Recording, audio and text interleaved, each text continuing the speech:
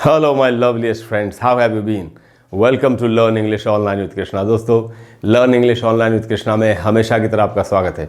आज बात करेंगे दोस्तों हम कुछ कमाल के वर्ड्स की। ये वर्ड्स हैं दोस्तों कॉमनली मिसअंडरस्टूड वर्ड्स, ऐसे वर्ड्स जिनको हम अक्सर डेली बेसिस पे, इंग्लिश के वर्ड्स है ये, इनको यूज़ करते हैं अपनी कॉन्वर्सेशन में, अपनी बातचीत में, लेकिन इनकी मीनिंग होती कुछ और है और हम समझते कुछ और हैं। और हम जो मीनिंग समझते हैं जो सही नहीं है, उसमें हम इनका धड़ल्ले से इस्तेमाल करते हैं। दोस्तों, इन वर्ड्स की सही मीनिंग को सही तरीके से यूज़ करना बहुत ज़रूरी है। इनको सही मीनिंग समझ के सही तरीके से यूज़ करना बहुत ज़रूरी है, जिससे कि हमारी कम्युनिकेशन इफ़ेक्टिव हो और ब्यूटीफुल हो, खूबसूरत हो। आखिरकार करेक्ट इंग्लिश बोल के ही हम आगे बढ़ सकते हैं ज़िंदगी में। गलत इंग्लिश बोल के कोई फ़ायदा नहीं है।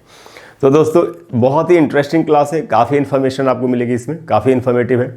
आपको ध्यान से पूरे वीडियो को एंड तक देखना चाहिए और ये जो वर्ड्स आज मैं आपको बता रहा हूँ, इनकी करेक्ट मीनिंग को आपको सीख लेना चाहिए। एक एक करके सारे वर्ड्स बता दो। पहला वर्ड है दोस्तों रश। अब रश के बारे में जो जनरल परसेप्शन अपनी कंट्री में है वो ये है कि रश का मीनिंग होता है भीड़। जैसे आपने अक्सर सुना होगा, लोग बोलते हैं आज मार्केट में बहुत रश है या कल मार्केट में बहुत रश होगा, आज ही जाके सामान खरीद लो। तो दोस्तों, मैं आपको बता दूं ये रश की मीनिंग बिल्कुल भी नहीं है। तो क्या मीनिंग है फिर, तो समझ लेते हैं। पहले दोस्तों मैं आपको ये बता दूं कि रश वर्ब भी होता है, नाउन भी होता है। दो पार्ट ऑफ स्पीच में आप इसका इस्तेमाल कर सकते हैं।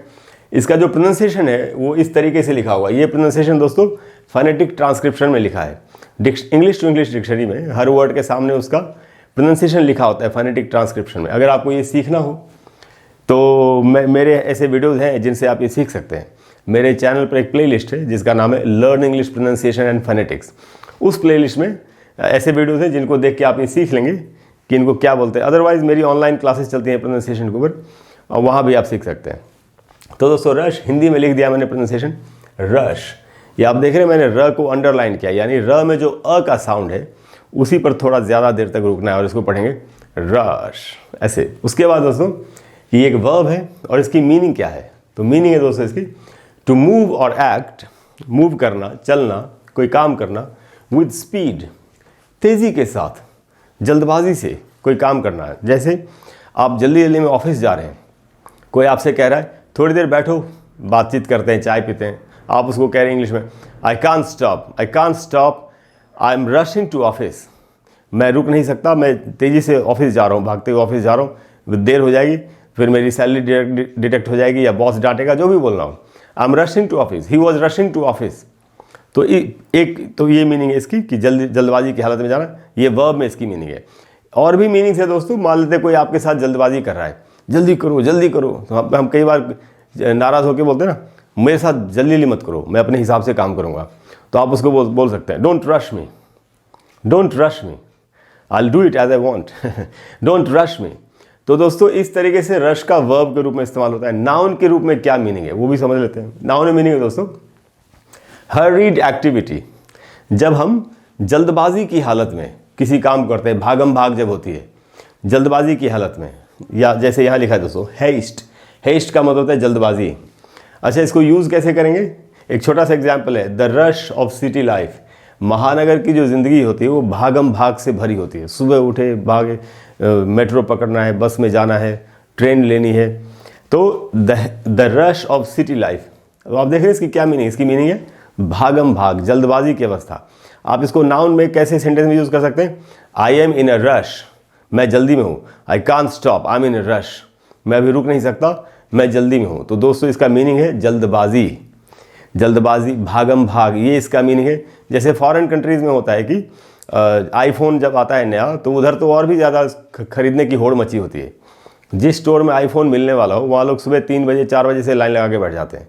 तो हम बोल सकते हैं everybody is in a rush to buy the new iPhone, कि हर कोई नया आईफोन खरीदने की जल्दबाजी में है, भागम भाग में, कि पहले मैं ले लूँ तो मैं ले लूँ। तो ये मीनिंग है दोस्तों रश का, भागम भाग, जल्दबाजी। इसका मीनिंग भीड़ बिल्कुल नहीं होता। तो आगे से आपको इसकी सही मीनिंग में ही यूज़ करना चाहिए। अगला वर्ड दोस्तों, और ये बड़ा इंटरेस्टिंग वर्ड है, ये वर्ड है दोस्तों फैकल्टी। फैकल्टी की जो मीनिंग चल रही है हमारे देश में, उसका मीनिंग है टीचर। जैसे मैंने सुना है कई बार लोग बोलते हैं कि आज मैथ्स की फैकल्टी नहीं आई है, कैसे क्लास होगी? आज इंग्लिश की फैकल्टी नहीं आई है। तो हम समझ गए मीनिंग है टीचर, एक टीचर।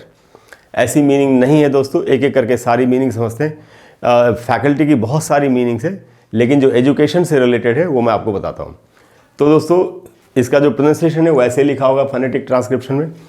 हिंदी में ऐसे करेंगे, इसका उच्चारण जब हम बोल के करेंगे तो हिंदी में लिख दिया मैंने, फै में जो ए है वहीं पर ज़्यादा रुकना है थोड़ा, और हम बोलेंगे फैकल्टी। फैकल्टी नाउन है दोस्तों ये वर्ड, और इसकी क्या मीनिंग है? तो पहली मीनिंग है the entire teaching and administrative force of a university, college और स्कूल। किसी भी यूनिवर्सिटी में, कॉलेज में या स्कूल में जो पूरा टीचिंग का सिस्टम होता है, जिसमें कि सारे टीचर्स, सारे डिपार्टमेंट्स या उससे जुड़े हुए दूसरे लोग जो टीचिंग नहीं करते लेकिन एडमिनिस्ट्रेशन में होते हैं, ये जो पूरा सिस्टम है इसको फैकल्टी कहते हैं। ये एक मीनिंग है। दूसरी मीनिंग देखते हैं। दूसरी मीनिंग है दोस्तों one of the departments of learning as medicine और लॉ। जैसे अलग अलग सब्जेक्ट्स हैं, साइंस है, आर्ट्स है, मेडिसिन है, लॉ है, ये अलग अलग, ये जो अलग अलग डिपार्टमेंट्स होते हैं इनको भी फैकल्टी कहते हैं। अच्छा, तीसरी मीनिंग देखते हैं कि क्या है। तीसरी मीनिंग है दोस्तों द मेंबर्स, सदस्यगण, एक बहुत सारे सदस्य, members of a learned profession. कोई भी जो प्रोफेशन है, जैसे लॉ का ही प्रोफेशन है या मेडिकल का प्रोफेशन है या लैंग्वेजेस का प्रोफेशन है, इसके जो सदस्य होते हैं वो सारे के सारे।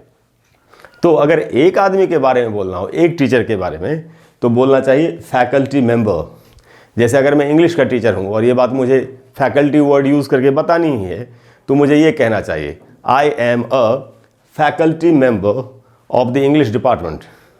तो ये सही यूज़ है दोस्तों। हम ये नहीं बोल सकते इंग्लिश फैकल्टी आ गया क्या, इंग्लिश फैकल्टी आए नहीं आए हम ऐसे हिंदी में बोलना तो ऐसे बोल सकते हैं इंग्लिश डिपार्टमेंट के फैकल्टी मेंबर आए कि फलाने वाले वो जो फैकल्टी मेंबर है। तो इस तरीके से बोल सकते हैं हम एक टीचर को फैकल्टी नहीं बोल सकते, वो एकदम ही गलत यूज़ है। और ये आप देख रहे हैं ये डिक्शनरी मीनिंग है, तो इसको तो कोई चेंज नहीं कर सकता। तो फैकल्टी एक टीचर को कभी भी नहीं बोलना चाहिए, एकदम ही गलत यूज़ है। अब दोस्तों आते हैं तीसरे वर्ड में जो बहुत ही इंटरेस्टिंग है। तीसरा वर्ड है दोस्तों प्रपोज। सबसे पहले तो इसका उच्चारण क्या, तो ये सीख लेते। इसको हम लोग अक्सर बोलते हैं प्रोपोज। प्रोपोज नहीं बोलना चाहिए। ये दोस्तों ये देखिए, आप फोनेटिक ट्रांसलेशन में लिखा है और हिंदी में लिख दिया मैंने कि इसका सही उच्चारण सीख सकें। प्रपोज, प्रपोज, ये इसका उच्चारण है। अच्छा दोस्तों, ये जो है ये वर्ब है और इसकी भी एक जनरल मीनिंग इसका है प्रस्ताव रखना। कोई भी प्रस्ताव रखना, बिजनेस का प्रस्ताव रखना, किसी भी चीज़ का। लेकिन हम जिस सेंस में समझते हैं इसको, जैसे बोलते हैं ना कि किसी लड़के ने किसी लड़की को बोल दिया आई लव यू, तो लड़की बोलती है कि उसने मुझे प्रपोज कर दिया। एकदम ही गलत मीनिंग है वो मीनिंग इसका बिल्कुल नहीं है। तो उसकी क्या मीनिंग है सीख लेते हैं। मीनिंग है दोस्तों टू मेक एन ऑफर और सजेस्टन, एक ऑफर कर कोई देना या सुझाव देना। अच्छा, ये जो वर्ड है दोस्तों सजेस्टन, इसको सजेशन नहीं बोलना चाहिए। सजेशन इसका बिल्कुल ही गलत प्रोनाउंसिएशन है। इसका करेक्ट प्रोनाउंसिएशन होता है सजेस्चन, सजेस्चन, तो इसको वैसे बोलना चाहिए। तो क्या मीनिंग है दोस्तों टू मेक एन ऑफर और सजेस्टन स्पेशली ऑफ मैरिज। अगर शादी का प्रस्ताव कोई रख रहा हो किसी के सामने तो उसको बोलेंगे प्रपोज करना। जैसे ये टर्म कैसे ऐसे यूज़ होने लगा मैं आपको बताता हूँ। जैसे हम इंडिया में फैमिली सिस्टम है, लोग शादी करते हैं, एक साथ ज़िंदगी भर रहते हैं और सब माँ बाप बच्चे जहाँ तक पॉसिबल होता है सब लोग साथ में रहने की कोशिश करते हैं। फॉरेन कंट्रीज़ में ऐसा नहीं है, सब लोग अलग अलग रहते हैं। बच्चा जब 18 साल का होता है तो उससे ये उम्मीद की जाती है कि अब वो अकेले रहेगा। और समाज में, सोसाइटी में लोग पूछते भी हैं उससे कि आप घर में रहते हो कि आप कहाँ रहते हो, अलग रहते हो। तो बच्चा भी बोलता है मैं अलग रहता हूँ। इस बात को सब अच्छा समझते हैं वहाँ पर। तो और वहाँ शादी का ऐसा साथ में रहने का कोई कॉन्सेप्ट है नहीं। एक आदमी आम जिंदगी में 3 शादियाँ तो करता ही करता है। अच्छा, कई बार वो शादी नहीं भी करते, लिव इन रिलेशनशिप में रहते हैं। तो जब लिव इन रिलेशनशिप में रह रहे लोग कई सालों से, 3-4 साल 5 साल रहे, और उनको लगता है कि हाँ अब हम एक दूसरे से बहुत प्यार करते हैं और हमको शादी भी करनी चाहिए, तो अगर लड़के को ऐसा फील हुआ तो वो जाके लड़की को प्रपोज कर सकता है कि मैं तुमसे शादी करना चाहता हूँ। और उसके लिए वो घुटने के बल बैठ के अंगूठी लेके उसको बोलता है कि तुम मुझसे शादी, पूछता है कि तुम मुझसे शादी करोगी क्या। ये जो प्रोसेस है पूरा का पूरा, घुटने के बल बैठ के अंगूठी लेके पूछना कि क्या तुम मुझसे शादी करोगी, इसको बोलते हैं प्रपोज करना। आई लव यू बोलने को प्रपोज करना नहीं बोलते तो एकदम ही गलत मीनिंग हम समझ रहे हैं उसकी। तो उस मीनिंग में सीधे सीधे ये बोलना चाहिए कि उसने मुझे आई लव यू बोला, ये नहीं बोलना चाहिए उसने मुझे प्रपोज कर दिया। इसका तो कोई मतलब प्रपोज करने का मतलब तो शादी करने के लिए पूछना है। तो दोस्तों देखा आपने कैसे इन वर्ड्स की असल में क्या मीनिंग और हम इनको कैसे यूज़ करते आए। तो इनको अगर इंग्लिश में तो अगर आप बोल रहे हैं तो आपको इनको सही मीनिंग में बोलना ही चाहिए। अगर हिंदी में भी बोल रहे हैं तो भी इनको सही तरीके से हमको यूज़ करने की कोशिश करनी चाहिए।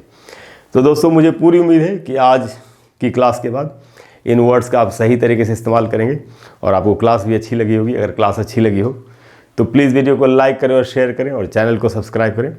अगले वीडियो में मैं आपको फिर से इसी तरह की कोई बहुत ही कमाल की जानकारी देने की कोशिश करूँगा। अगर आप चाहते हैं कि मैं आपको ऐसे और भी वर्ड्स बताऊँ तो आप नीचे कमेंट बॉक्स में लिखिए। मैं इन ऐसे वर्ड्स के ऊपर जो कॉमनली मिसअंडरस्टूड वर्ड्स हैं मैं आपको और भी वीडियोज़ देने की कोशिश करूँगा। और दोस्तों आखिरी लास्ट मैसेज यही है एंड में कि अगर हमारे आसपास कोई ज़रूरतमंद इंसान हो तो हमको उसकी मदद अगर हम कर सकते हैं तो हमको ज़रूर करनी चाहिए। हमको जानवरों की, चिड़ियों की मदद ज़रूर करनी चाहिए क्योंकि उनकी मदद हमारे अलावा और कोई नहीं कर सकता। Thank you very much. I will see you next time. Bye bye.